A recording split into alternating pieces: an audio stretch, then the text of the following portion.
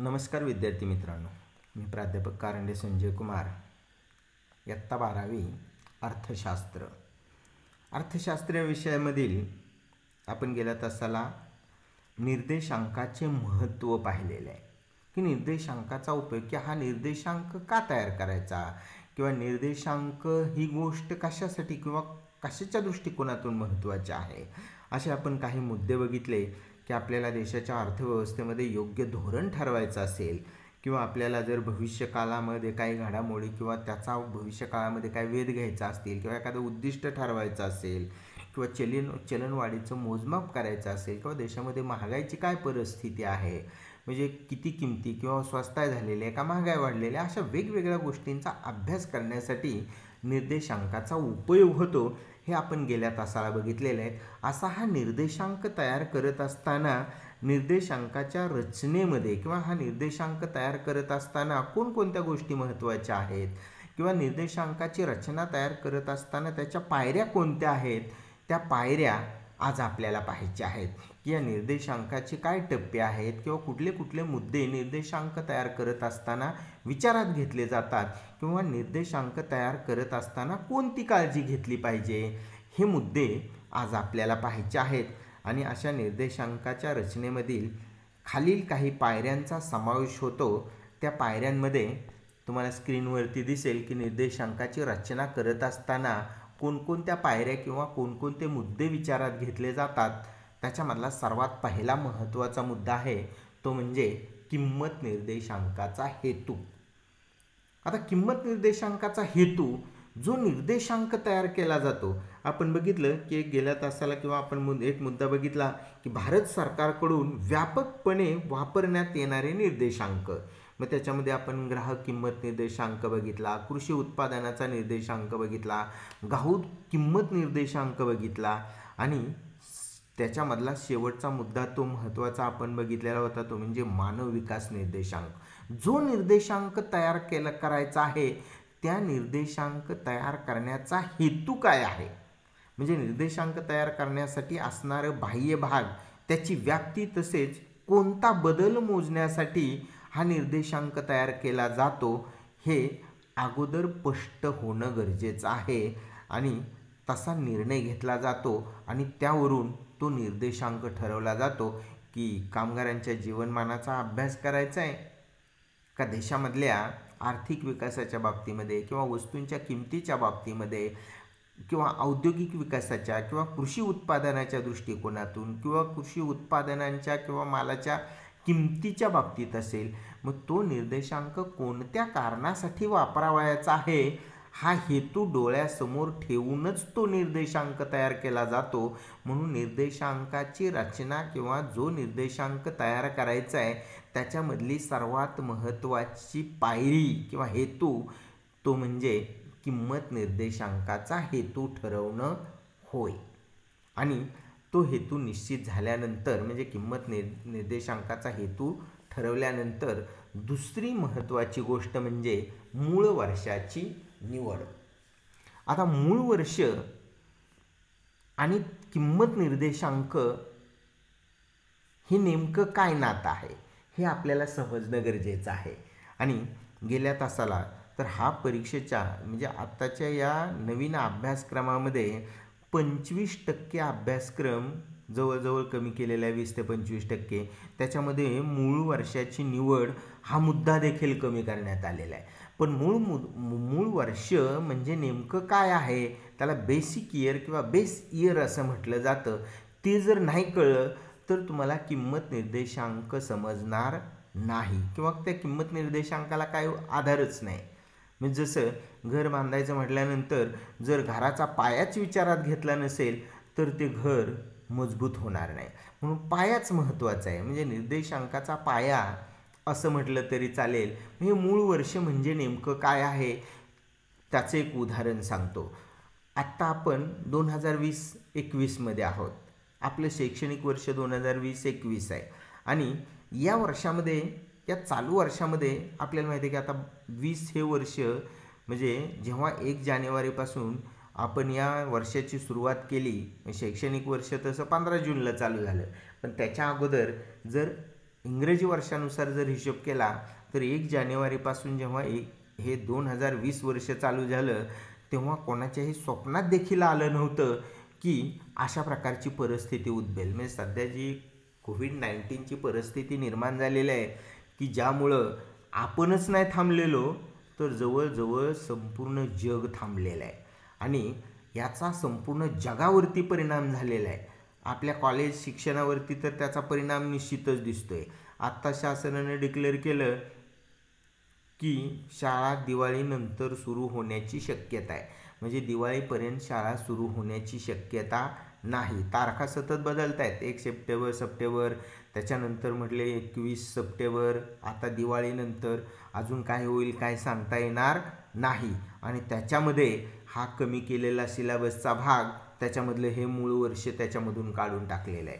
म्हणजे अशा प्रकारे सांकेतिक लिपी देखील काढून टाकलेलं आहे की मूळ वर्ष निश्चित करत असताना म्हणजे मूळ वर्षाचा निर्देशांक 0 हा विचारात घेतला जातो. म्हणजे इथं 100 असं आपण म्हणतो. म्हणजे समजा 2005 मध्ये म्हणजे 15 वर्षापूर्वी एक्स एक वस्तू आहे किंवा एखाद्या वस्तूची किंमत 100 रुपये होती तर आता 2020 मध्ये किती किंमत आहे.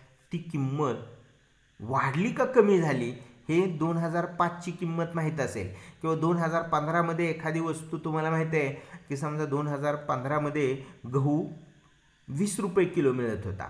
आता 2020 आहे आणि गव्हाची किंमत 25 रुपये किलो आहे. म्हणजे 2015 मध्ये गहू 25 रुपये किलो होता. आत्ता जर समजा 30 झाला किंवा 20 वरून 25 झाला, 25 वरून 30 झाला, म्हणजे त्या वर्षामधली किंमत जर आपल्याला माहीत असेल तर चालू वर्षामध्ये किंमत वाढली का कमी झाली हे सांगता येईल. म्हणून मूळ वर्ष हे अतिशय महत्त्वाचं आहे. आणि अशा मूळ वर्षामधील वस्तूंच्या किमतीवरून चालू वर्षामध्ये किंमत वाढली का कमी झाली हे सांगता येतं. म्हणून किंमत निर्देशांकामधली ही एक पायरी महत्त्वाची आहे. त्या पायऱ्यामधली की मूळ वर्षाची निवड. मग असं वर्ष कुठलं निवडलं पाहिजे तर बघा तुमच्या पुस्तकामध्ये एक चार्ट दिलेला आहे.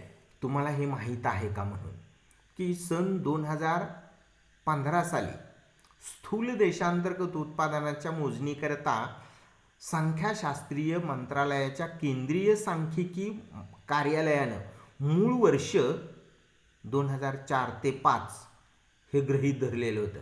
म्हणजे 2015 मध्ये. आता 2020 मध्ये म्हणजे आता हा अभ्यासक्रम गेल्या वर्षी तयार केलेला आहे. म्हणजे 2018-19 मध्ये ते 2004-5 हे वर्ष बदललं आणि आता मूळ वर्ष कुठलं गृहीत धरलेलं आहे तर ते 2011 ते 12 असं केलेलं आहे. म्हणजे हे वर्ष बदललं आणि ते वर्ष 11 ते 12 असं केलेलं आहे. म्हणजे आर्थिक रचना व सापेक्ष किमती विचारात घेऊन निर्देशांकाच्या मूळ वर्षाचे प्रत्येक 7 ते 10 वर्षात काळानुसार त्याची पुनर्रचना किंवा त्याच्यामध्ये बदल केला जातो. त्याशिवाय औद्योगिक उत्पादन असेल किंवा निर्देशांकाच्या बाबतीमध्ये कुठलीही घटना असेल किंवा घाऊक किंमत निर्देशांक असेल तो निर्देशांक तयार करत असताना मूळ वर्ष 2004 ते 5 असं होतं. तेही बदललं आणि ते कुठलं केलेलं आहे तर 2011 ते 12 असं करण्यात आलेलं आहे. आणि सध्या मूळ वर्षाची पुनर्रचना करण्याची प्रक्रिया सुरू आहे. म्हणजे आत्ता सध्या आपण 2020-21 मध्ये आहोत आणि असं मूळ वर्ष आत्ता आपल्या पुस्तकामध्ये किंवा सांख्यिकीय म्हणजे शासनाकडून जे किंमत निर्देशांक तयार करत असताना ते कुठलं धरलं जातं तर 2011 ते 12. तर हा 10 वर्षाचा कालखंड झाला. जवळजवळ 9 ते 10 वर्ष की जे मूळ वर्ष खूप लांबच्या अंतराचं असू नये.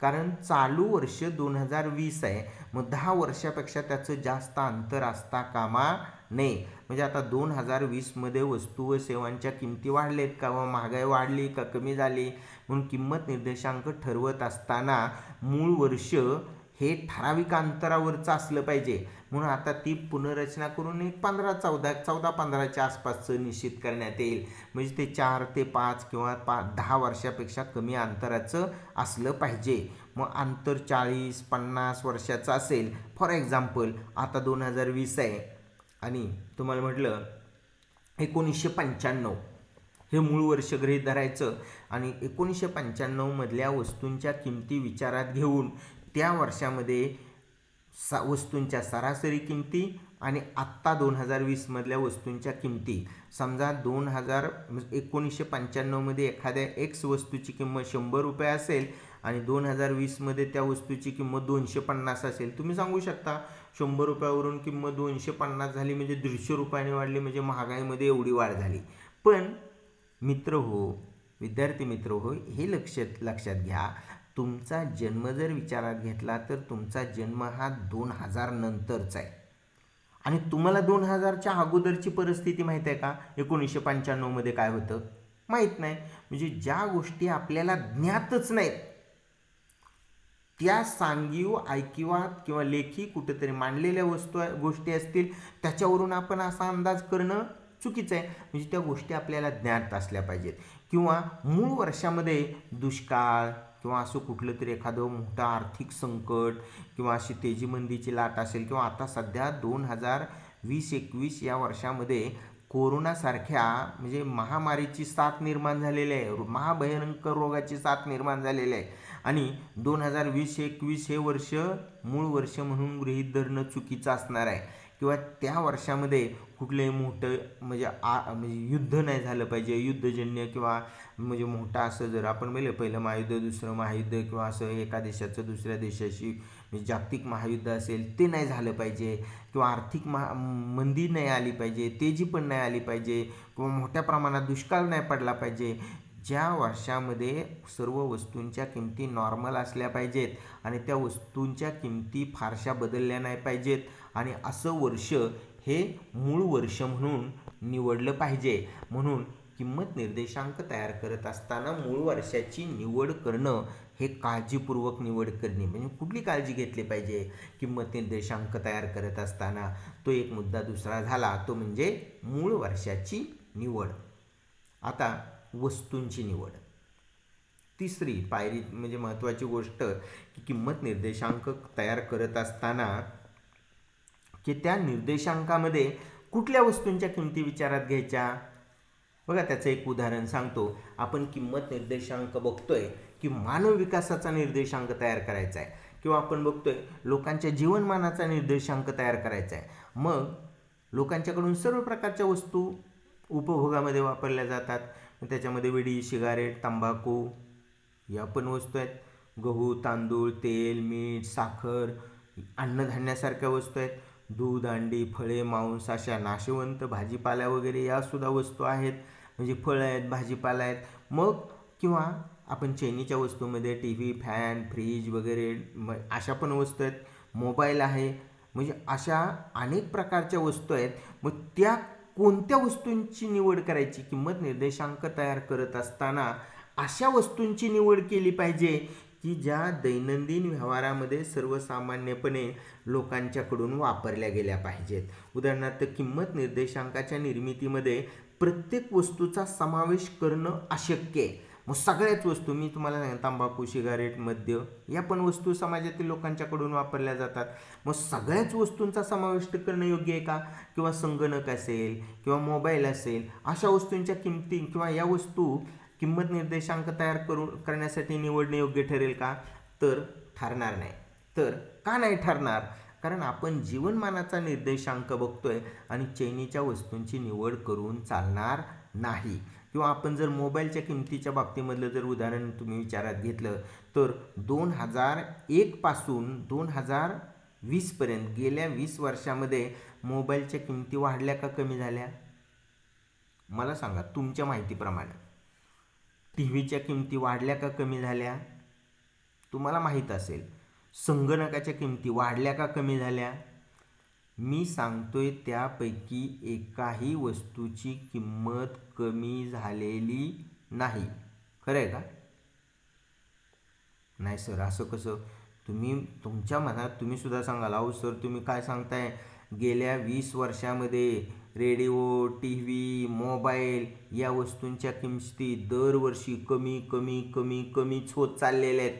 म्हणजे या वस्तूंच्या किमती जर किंवा या वस्तू चैनीच्या वस्तू जर आपण निवडल्या किंमत निर्देशांक तयार करत असताना, तर 10 वर्षापूर्वी 100 रुपयाला मिळणारी वस्तू आता 10 रुपयाला मिळेल. मग असं लक्षात येईल की अर्थव्यवस्थेमध्ये महागाई वाढलेली नाही, उलट स्वस्ताय झालेले आहे, म्हणून अशा वस्तूंची निवड करून चालणार नाही. मग दुसरं एक उदाहरण तुम्हाला सांगतो. त्याच्यामधलं एक तुम्हाला मागे सांगितलं की तंबाखू, सिगारेट वगैरे. तर तंबाखू, सिगारेट या वस्तूंच्या किमती गेल्या 10 वर्षामध्ये अजिबात कमी झालेल्या नाहीत, त्या उलट वाढतच आहेत. म्हणजे या वस्तू, आणि या वस्तू कसल्या आहेत? सर्वसामान्य लोकांच्या वस्तू आहेत का? चैनीच्या वस्तू आहेत, सवयीच्या वस्तू आहेत. आणि या वस्तू विचारात घेऊन निर्देशांक व्यवस्थितपणे मिळणार नाही.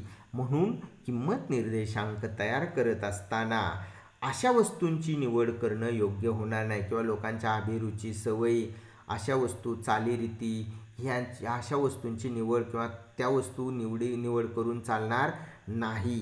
तर याशिवाय चांगला परिणाम देण्यासाठी आपल्याला केवळ प्रमाणित वस्तूंचाच समावेश केला पाहिजे. म्हणजे सर्व लोकांच्याकडून तेल, मीठ, साखर, अन्नधान्य अशा की ज्या जागतिक स्तरापर्यंत सर्व लोकांना किंवा संपूर्ण जगामध्ये सर्व लोकांना आवश्यक असणाऱ्या, म्हणजे कापडापासून, म्हणजे अशा जीवनावश्यक वस्तूच विचारात घेतल्या पाहिजेत. म्हणून वस्तूंची निवड करत असताना देखील काळजी घेतली पाहिजे. हा देखील किंमत निर्देशांक तयार करण्याच्या पायरीमधला एक महत्त्वाचा तिसरा टप्पा आहे.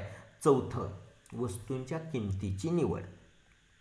आता किंमत निर्देशांक तयार करत असताना वस्तूंच्या किमतीचा विचार केला पाहिजे. मग किंमत कुठली निवडली पाहिजे मला सांगा. तुम्हाला किंमत कुठली निवडली पाहिजे? बाजारातली. मग सर्व वस्तूंच्या पैकी मी एक वस्तू सांगतो. आपण तांदूळाचं उदाहरण घेऊया. तांदूळ जीवनावश्यक वस्तूंमध्ये समाविष्ट आहे. मला सांगा, बाजारामध्ये तांदळाची किंमत, किरकोळ विक्रीची किंमत वेगळी आहे, बासमती तांदळाची किंमत वेगळी आहे, रेशनिंगच्या तांदळाची किंमत वेगळी आहे. मग तांदळाचे एवढे प्रकार आहेत की सध्या बाजारामध्ये 20 रुपये किलोपासून जवळजवळ 200 ते 250 रुपये किलोपर्यंत तांदूळ मिळतो. मग कुठल्या किमतीची निवड करणार? सर्वसामान्यपणे जर आपण विचारात घेतलं की 2015 हे वर्ष मूळ वर्ष आहे आणि 2015मध्ये 200 रुपये तांदळाची किंमत होती आणि आता 200 रुपये तांदळाच्या ऐवजी लोक रेशनचा तांदूळ वापरतात.